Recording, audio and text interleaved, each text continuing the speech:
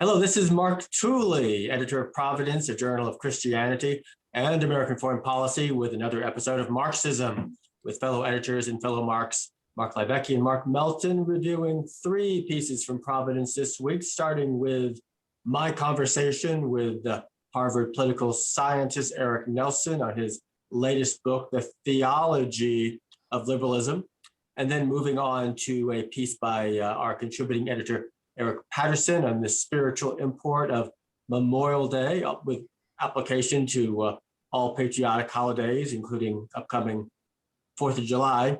And then finally, a piece from Reinhold Niebuhr's Christianity in Crisis magazine of 75 years ago by a Methodist bishop, reflecting on the anxieties of the post-World War II era, relating that to how it felt after World War I, and offering his own Christian response. But starting with Eric Nelson's Theology of Liberalism in my interview with him, it's a very, very deep topic. I'll try to summarize the essence of it, but I'm sure the other Marks can elaborate most helpfully in that he is recalling that in the English Civil War in the 1600s, that the Parliament was essentially Calvinist and the Royalists were Arminian. And the synthesis that emerged from that conflict to individuals like John Locke was, in essence, Pelagian, and arguing or assuming that people can be moral and make good choices on their own. And essentially, liberalism emerged from that Pelagian perspective, and that modern liberalism, if we can date it to John Rawls, is perhaps a distortion of that original vision, and that John Rawls, interestingly, originally was a Christian and a seminarian and an Augustinian who lost his faith and yet has a secular Calvinist perspective that Eric Nelson says minimizes free will. And so it's a rather despairing attitude. And Eric Nelson asserts that to have a better liberalism, we need to have a more robust Pelagianism. That's the gist I got from our conversation. But Mark Leibecki, what were your impressions? Yeah, I think that's right. It's sort of his book in the interview is sort of a taxonomy of who's who in political thought, from pretty much time immemorial to the present day. I think he says a couple of things that are fascinating. One of them is he illustrates how secular philosophy is inextricably entangled with theological debate. It can't help itself, right? You can't do political philosophy. You can't do moral philosophy. You can't talk about the ends of government without invariably stepping into theological waters, even despite yourself. And I think in the interview, maybe the book also, but in one or the other at least, he discusses this as I believe theological debate in drag, right? It's at heart it's theology, but it's dressed up as something that it's not, which is some sort of secular, completely deracinated philosophy. Contrary to that, he says, any talk of human dignity in which any form of liberalism is invariably bound owes its existence to the Hebraic tradition. You can't talk about human dignity, however you want to talk about that, without at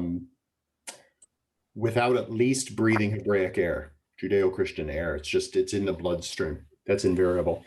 So that's fascinating. I think it's a good reminder that even secularism, even the best heresies depend on orthodoxy. It needs to be involved in the conversation. This idea that we can somehow have these conversations without recognizing their theological grounding, even if you want to dismiss that, it's a fool's errand.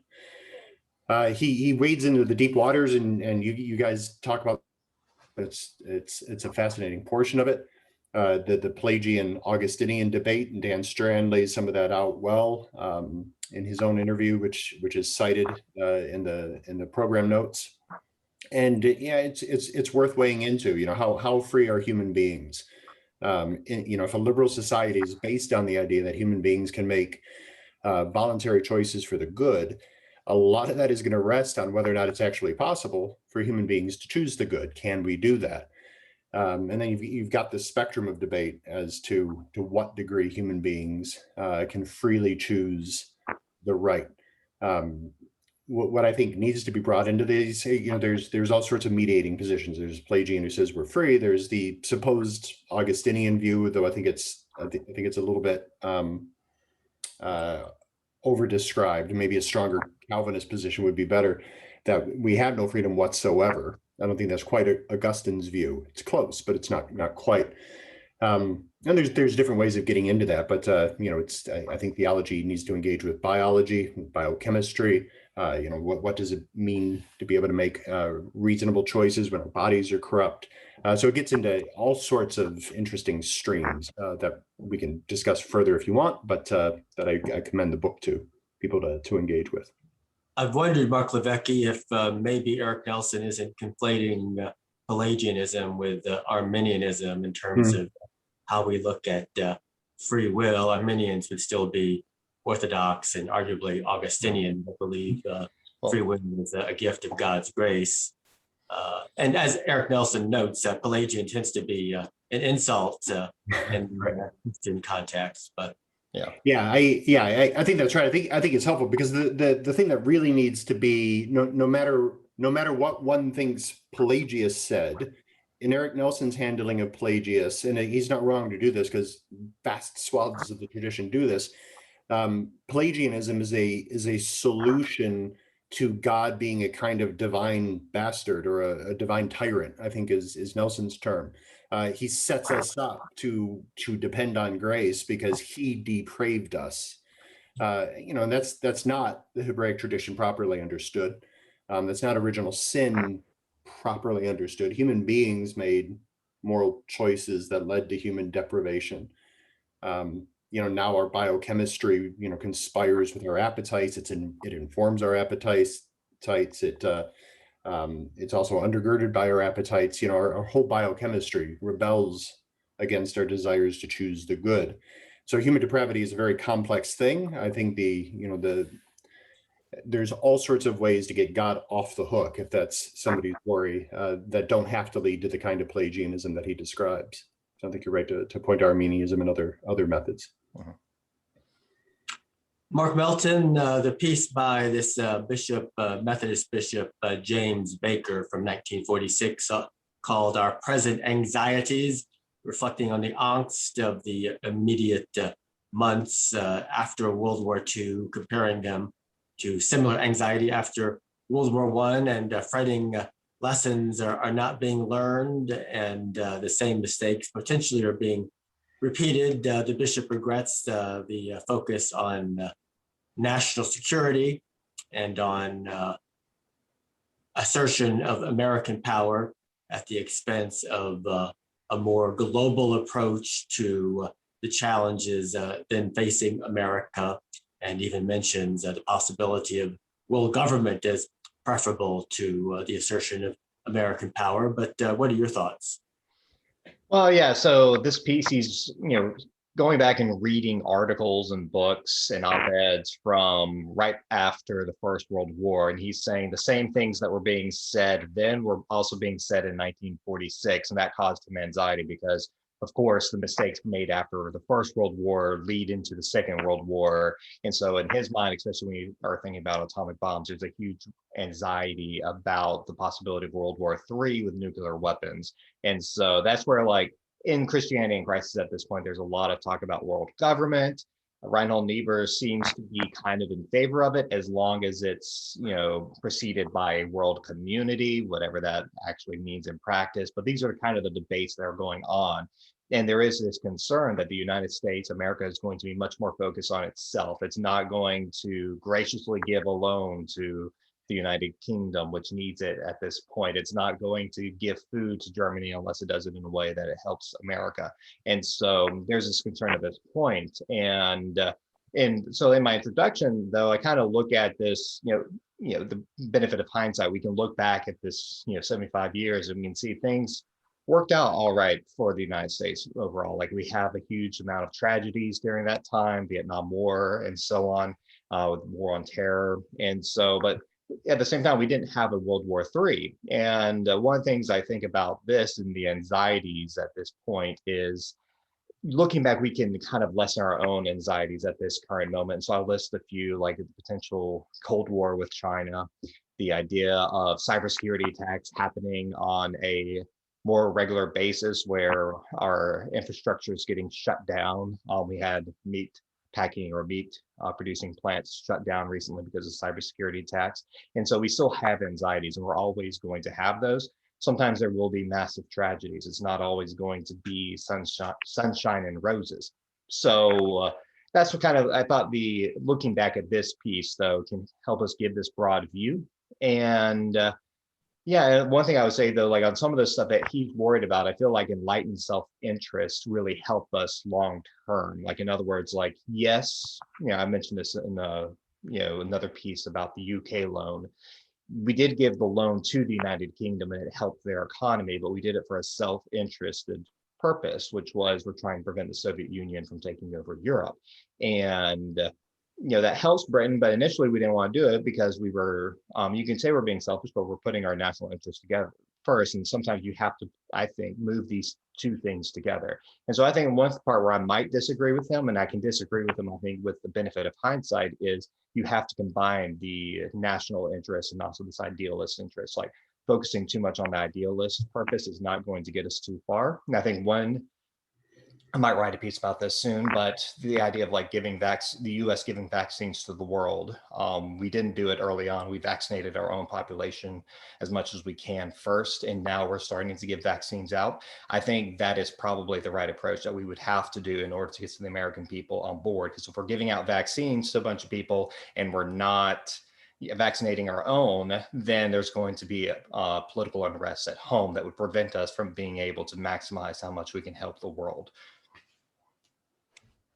And then finally, Mark Levesque, Eric Patterson's piece on Memorial Day, which he describes as essentially a call to love and remembrance, which is entirely in sync with the essence of Christianity. He also concludes with a contrast between patriotism and nationalism, quoting Charles de Gaulle saying patriotism is about loving one's own country, nationalism is about hating other countries. I'm not sure if that's entirely a fair description, but your thoughts? Yeah, sure. I mean, in our pages, we've noted that the definition or working definition, better said, of nationalism is constantly shifting. But there is something to be said. There is a difference between something we can call patriotism and something else, jingoism or whatever you want to call it. But yeah, I mean, I think the critical point, the heart of the essay, is this idea of remembrance and the idea that Memorial Day must be about remembrance for the sake of being able to transmit those things that ought never to be forgotten, right? It's important to tell the stories of the men and the women increasingly who have stood on freedom's wall to keep us and the free world safe from the wolves. We tell these stories so that we can habituate our children. We habituate ourselves toward the virtues through practice. So you go and you cheer for the veterans as they parade by. You put the flags on the tombstones, you read the names, you see the ages of the boys and increasingly the girls, barely even men and women who have gone and fought and died for us. So there are patriotic acts, rituals that we ought to be doing on a regular basis. That Memorial Day helps focus our attention on. I think through that habituation, it leads naturally to reflection on our own personal stories, our family stories, our shared stories as a nation. He touches on that. Reflection on those stories of the fallen and those who fought with them expose us to moral exemplars, which I don't think anybody would argue we are desperately in need of all the time, but maybe especially nowadays.